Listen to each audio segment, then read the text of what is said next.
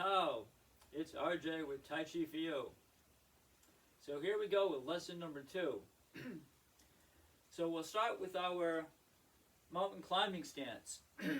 If you're not familiar with that, I really refer you to go back to the first lesson, but we'll go over it here a little bit. So with the left leg forward, what you want is you want the front toe pointing forward. The back toe has a slight angle to it. So again, the reason for that is we don't want to hurt the knee, and also it's going to be a stronger posture by having that angled out. I'll give you this angle here, because what you'll also notice is the front leg has a nice bend to it, the back leg has a little bend to it as well. My back is straight, the top of my head reaches up to the sky or the ceiling. So here we are. There's a little bit of space between the legs. You can see from this angle. So I'm not too much this way, I'm not too much that way. So this is our mountain climbing stance. So today's posture is called high pat on horse. In our Chinese translation, Gao Tan Ma. So we start in mountain climbing stance. Now I'm going to show you 2 different ways we can get into high pat on horse. So we start here. We're going to raise the arms. And what we want is we want a nice bend in the elbow. Nice bend in the elbow. Both of the hands will be facing upwards. This is our starting position. So now I want you to picture yourself in a square room. The front arm, from your perspective, is going to be facing the left corner of the room. The back arm is going to be facing the back corner of the room. So this is our starting position. So it's not constricted. You don't feel constricted. It's nice and relaxed. The elbows and shoulders are relaxed. The palms face the sky or the ceiling. And we're here. So we're not in this position where one hand is in front of us, one hand is in back. They're on the side, but at a slight angle. Nice, open, and relaxed. So from here, what we're going to do is shift our weight backwards until all of the weight is in the back leg. Now we're going to drag that front foot in, but on the toe. So I'll give you this angle here. We're in mountain climbing stance. We shift our weight back and then drag that front toe in, leaving it on the toe. So this is called empty stance, and the reason why it's called empty stance is because, well, the front leg is empty. There's no weight in it. Eventually, when that back leg becomes a little bit stronger, then that front toe can just rest on the ground. There's a little bit of space between both of the feet, and the other thing that you want to make sure is that back toe remains pointed to that at a corner, at a slight angle. So in our mountain climbing stance, with the arms nice and relaxed, nice and open, we relax back, and now all the weight is on the back leg, and then we drag that front toe in, like so. So now, the back arm, what we want to do is relax the shoulder and elbow to bring the hand close to the body. Now we shift our weight back, drag that front toe in. Now we're going to turn at the waist. The body turns to the left, and what that does is it pulls the front arm back, and it allows the front hand to go forward, just by turning the waist. The forward hand will come back anywhere around the pocket, and the palm will remain facing upwards. The back hand will go forward to just about the top of the head in front of you. That forward hand, forward arm has a nice bend to it, and also the back arm has a bend to it as well. So you don't want to be up here. You want that arm to be relaxed with a nice bend in it. The shoulder is relaxed. the arm is relaxed, and that front hand is forward. So the other thing is you don't want that elbow of the front hand to be flared out. You want the elbow to be dropped so it's basically under the hand. You want to keep that elbow from being flared out. So again, from our mountain climbing stance, we relax the back arm to bring the hand into the body. We sink back, drag the front toe in, turn our waist to the left, and the two hands move. The back hand goes forward, the other hand goes back.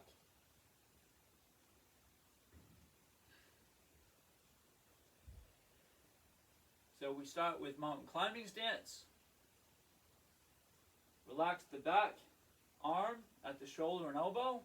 That pulls the hand into the body. We sink back, drag that front toe in, turn the waist to the left, and we're here. Again, that forward hand is just right around the top of the head. So the front hand is palm outwards, the back hand is palm facing upwards.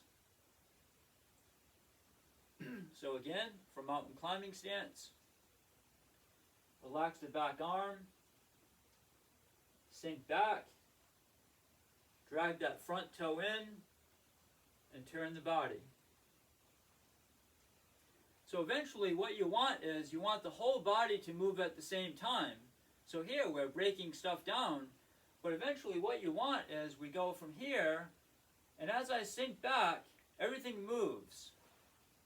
We move right into the posture. Everything moves and stops at the same time. So we go from mountain climbing stance, relax that back arm, and then everything moves at the same time. That will come in time, once you get used to the movement. So we're here, relax the back arm, sink back, and turn the waist. But for now, just keep working at it. Take one movement at a time, relaxing that back arm, sinking back, drag the front toe in, turn the waist, and move the arms. And again, that front toe eventually will have no weight in it whatsoever. So this is our first way to get into the movement, by stepping back, moving the body back.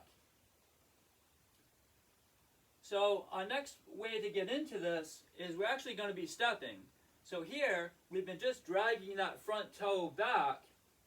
This time we're going to actually be stepping forward, but the left leg will always remain the front leg. So here, we're in mountain climbing stance. I'll give you this angle here so you have a better idea what's going on. We start in mountain climbing stance. That back toe will always have an angle to it. The front toe will always point forward. So here, the back leg takes a half a step in. And then that front leg just reaches out in front, and we're here. So again, you'll notice in empty stance, my back is straight, and the top of my head reaches up to the ceiling. Okay, so again, let's do that a few times. We're in mountain climbing stance. We take a half a step in, and then that front toe reaches out, and we're here. So you can see I have a bend in the back leg. The front knee has a bend in it as well. So from mountain climbing stance, take a half a step in, and then step out. So from this angle here, you want that back toe to always be angled out. So even when I step in, the back toe has a slight angle to it. And then I reach out with that front toe. So now let's work on that. So the hand movements, they don't change. We're just stepping forward. So from here, I relax the back arm, I take a half a step in. Now as I step out, my body turns to the left. And we're in high pat on horse. So from our mountain climbing stance, we take a half a step in. We can relax that back arm, step out, and we're in the posture. So again, from here, relax that back arm, step in, and we're here. So a little bit more fluid. Okay, you want everything to stop at the same time. So from here, okay, so this high pat on horse, you're going to see this posture throughout Taijiquan. I've never seen high pat on horse repeated. For instance, last posture we worked on was pot while the horse's mane. Typically, you'll see that posture done on both sides, sometimes 2 and 3 times, before going into a different posture. High pat on horse, I've never seen that. I've only seen it executed once throughout a whole form or a whole routine. And it's typically done on one side of the body in that particular routine. But here, for sake of practice, what I would suggest is once you get used to these movements, practice on the other side of the body. Because you don't want that right leg to be bigger than the other leg. But it's just better. So in that case, I'll walk you through it. We'll take the right foot forward into mountain climbing stance. So now the left leg has a slight angle to it. So we're here. We raise the arms. So now the front arm is facing the right corner of the room from your perspective. The back arm is facing the other corner. So what we do is we relax that back arm to pull the hand into the body. We sink back to take the weight off the front leg and drag that front leg into the body. Now we turn our waist to the right this time and the 2 hands exchange. The forward hand is now high, the back hand is by the pocket. So from mountain climbing stance, we relax that back arm, sink back, drag that front foot in, turn the waist, and the 2 hands exchange. To step forward, the other way to get into it, again from mountain climbing stance, right leg forward, we relax that back arm, take a half a step forward, making sure that back toe keeps that angle, take a half a step out, turn the waist to the right.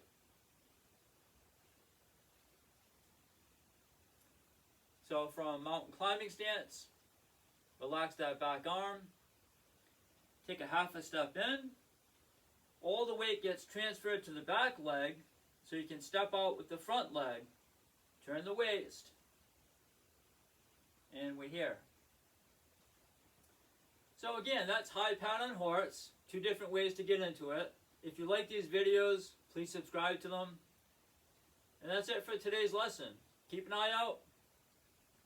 I'll have new lessons coming up. Take care and have a good day.